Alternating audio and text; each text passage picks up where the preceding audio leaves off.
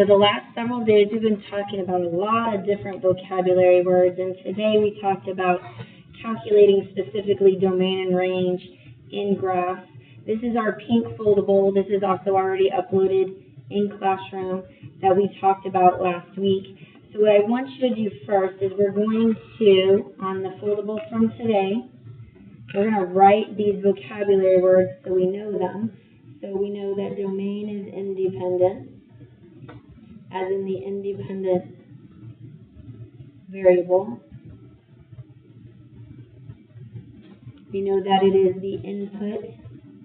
Usually we see that on a mapping, which was that goldenrod paper we did a couple of days ago.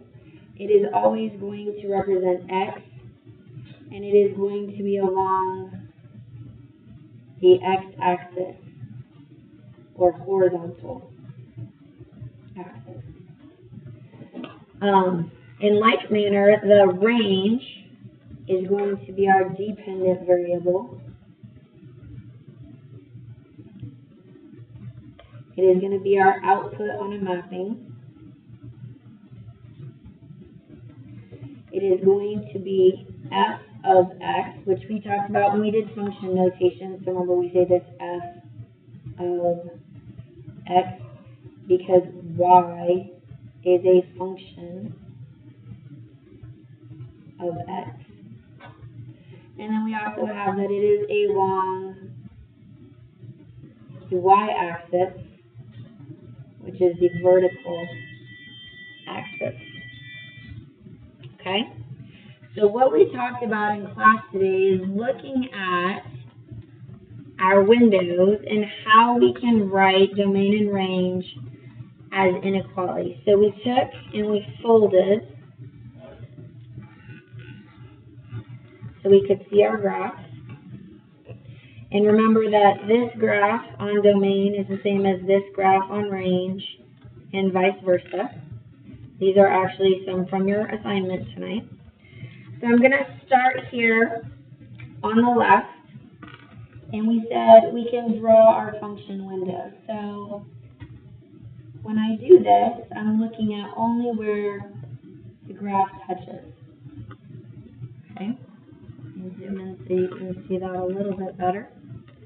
Now, keep in mind, this does happen to be continuous. I can draw it without picking up my pencil.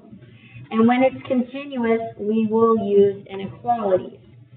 So, in order for us to write this, we're looking at just these x's. And the low x is -5, like we talked about in class today, and the high x is 4. So inside the flap, I'm going to write the low x is -5, x, the high x is 4.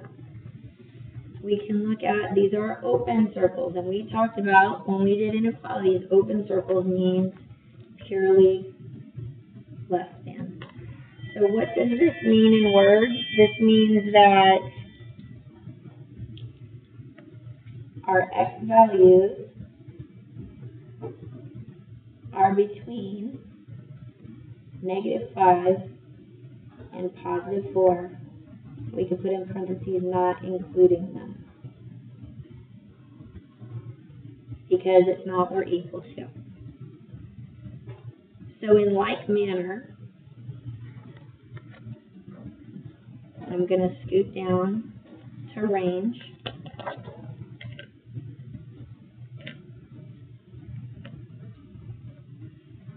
And now for the range on this graph, I'm looking here. I'm looking high and low. I'm looking vertically.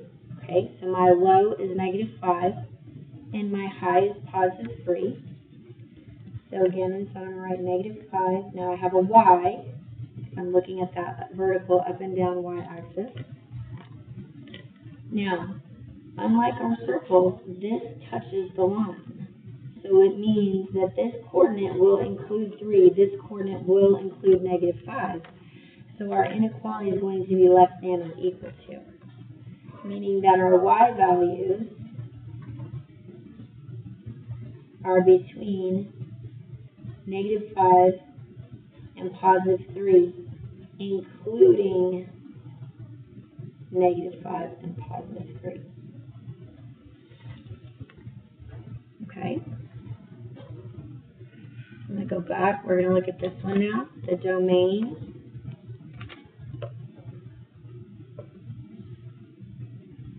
Okay, I'm just going to do my x's since that's what we're looking at here. That way we don't get confused.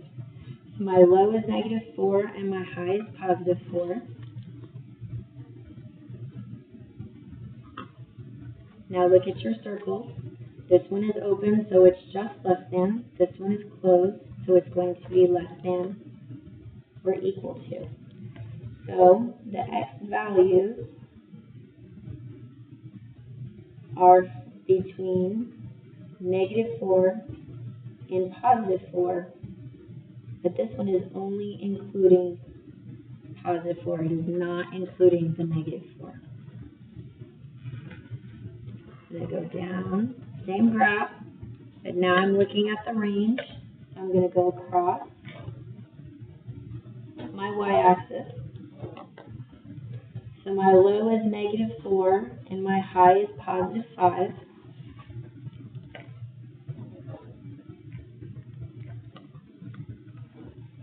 My low has a closed circle, so it's or equal to. My high does not, so it is purely less than. So this means that the y values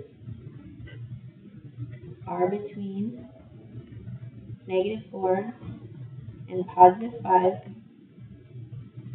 including -4. This one will not include that +5 because it was an open circle. Okay?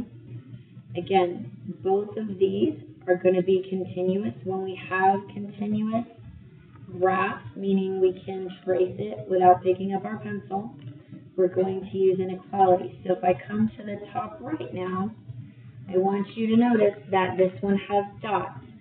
So this one is special. This is what we call discrete. You can remember that because dots also starts with a D. And when we have a discrete graph, we're going to list our domain and our range. So in this case, our domain, I'm looking at where it crosses the x-axis. So these numbers that I highlighted right here, -3, 0, 2, and 4, those are my domain. Now when we write that,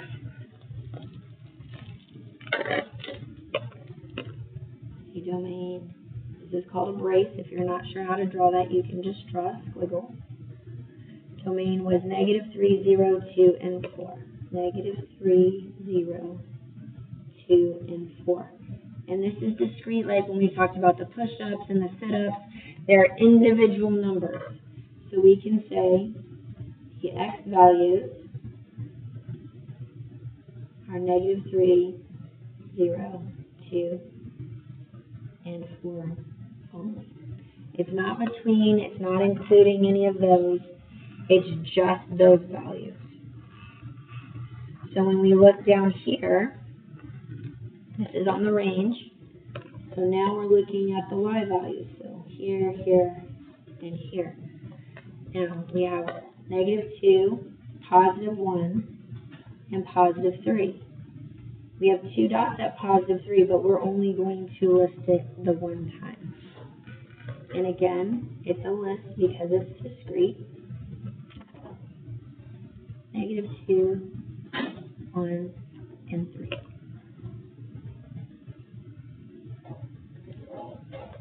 So that means the y values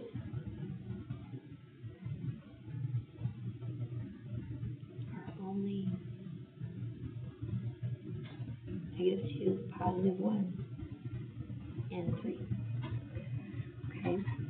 Now things to remember. We said you cannot have any repeat x's. These are repeat y values. So this is still a function. If we did our vertical line test, this is still a function. Okay. Last one, we talked about arrows in class. Because I have arrows on my x's, we said it just keeps going. Therefore, our domain is all real numbers. We said this is the same as writing negative infinity less than or equal to x less than or equal to positive infinity. That's a really long way to write it. Technically you can. This is better. It means all numbers are a domain. However, it does have a range. It doesn't have a low number for the range, but it does have a high number of 5.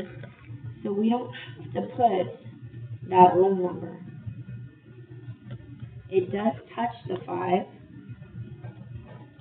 So less than or equal to. It says the y values. I keep doing that. There should be r. Are equal to 5 or less. Okay? So I'm hoping that clarifies domain and range for you a little bit and helps you with your assignment. We will grade that assignment that we started on in class today, that 1 to 16. Have a great night.